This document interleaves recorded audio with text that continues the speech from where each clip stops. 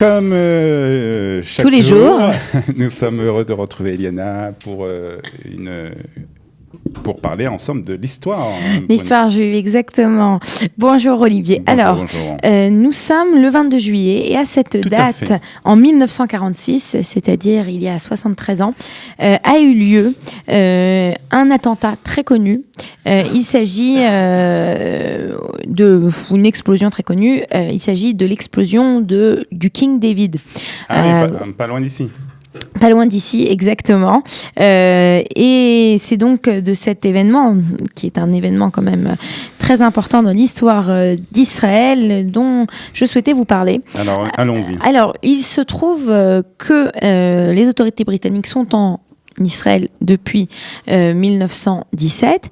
En 1931, il y a un hôtel, un très bel hôtel qui est construit à Jérusalem, qui s'appelle le King David, qui est ouvert par une famille juive égyptienne qui s'appelle les Mosri. Et dès 1938, eh bien, les Anglais décident d'utiliser une partie de cet hôtel pour y mettre leurs quartiers généraux et ainsi qu'une partie de leurs bureaux. D'accord. Donc c'est l'aile sud de l'hôtel. Et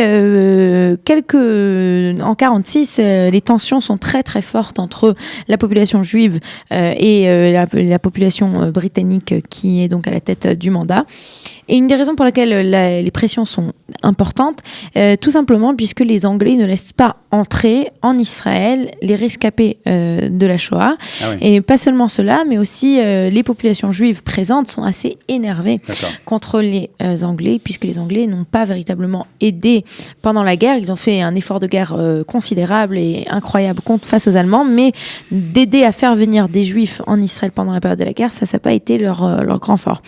Et à cette époque, eh bien, le Hetzel, c'est-à-dire un des mouvements résistants juifs en Eretz Israël, décide de faire exploser l'aile sud du King David. Je dis bien exploser parce que au départ, l'idée n'est pas de faire un attentat. L'idée est tout simplement de faire détruire une partie des documents qui sont gardés dans cette aile sud, puisque on vient d'avoir une grande opération qui a été organisée par les Britanniques, qui s'appelle l'opération Agatha, durant laquelle on va faire durant laquelle les Britanniques vont faire énormément d'efforts afin de mettre la main sur les membres des mouvements résistants, l'Irgun et le Hetzel, l'Irgun et le Lehi, pardon, je me gourre toujours, l'Irgun et le Hetzel c'est la même chose, l'Irgun et le Lehi, et donc c'est l'intérêt des forces de l'Irgun donc de détruire ces documents. Alors comment est-ce qu'ils vont faire ? Il faut savoir que donc le King David est très très bien gardé, très bien protégé. Il y a une faille dans le système et la faille se trouve au sous-sol, puisque le sous-sol est moins protégé et moins gardé. Alors qu'à l'entrée, pour pouvoir entrer dans l'hôtel, il faut passer une fouille corporelle, etc. Le sous-sol, c'est moins important. Et c'est ainsi que le 22 juillet, vers midi, donc dans quelques heures, dans 3-4 heures, on va avoir une camionnette de livraison qui va se présenter à l'entrée de l'hôtel. À l'intérieur, on a plusieurs membres de l'Irgun qui sont habillés en arabe et ils se font passer pour des livreurs de lait. Donc, ils ont des grands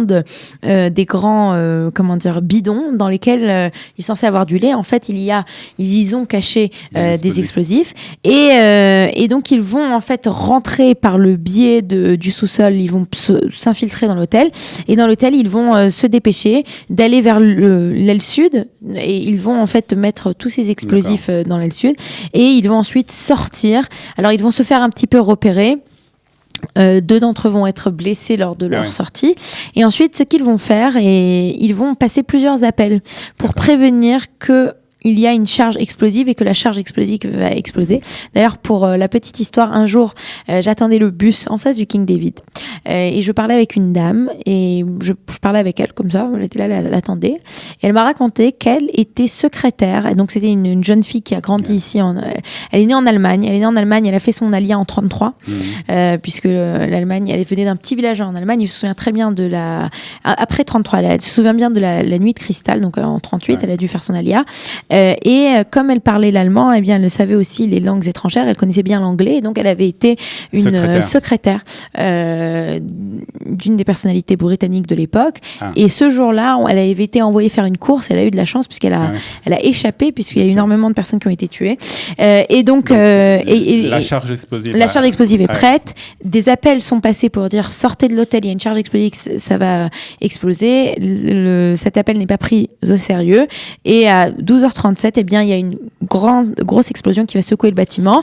Et c'est ainsi qu'une partie de l'aile sud va s'effondrer. J'imagine qu'on a pu voir une image où on voit l'hôtel, la partie sud qui s'est effondrée. On va avoir 6 survivants, mais on aura surtout 91 morts, 28 britanniques, 40 arabes, 17 juifs, 2 arméniens, un russe, un grec et un égyptien. Et on a 46 personnes qui vont être plus ou moins grièvement blessées. Du côté de l'Irgun, on aura une des personnes qui va être tuée et l'autre qui sera blessée.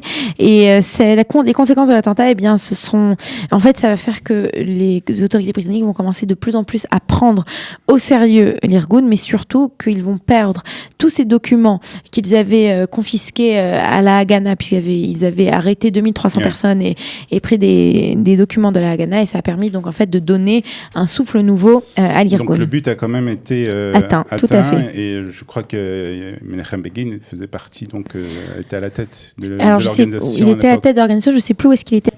Je ne sais plus où est-ce qu'il était à ce moment-là, mais oui. En tout cas, l'aile sud a été reconstruite aujourd'hui et on invite ceux qui ne connaissent pas cet hôtel à aller le visiter parce que c'est vraiment un monument extraordinaire. On peut rentrer dans le lobby, dans le hall et voir très belle boisure et toutes les décorations qui sont dans cet hôtel. Même prendre un petit café, c'est très agréable. Voilà. Exactement. Merci beaucoup, Eliana. Bonne journée. Bonne journée. À bientôt. Vous aimez l'histoire juive ? Retrouvez Liana Gurfinkel dans Un jour notre histoire sur Studio Kalita, c'est tous les matins, pour découvrir ensemble les événements et les personnages qui ont fait notre histoire.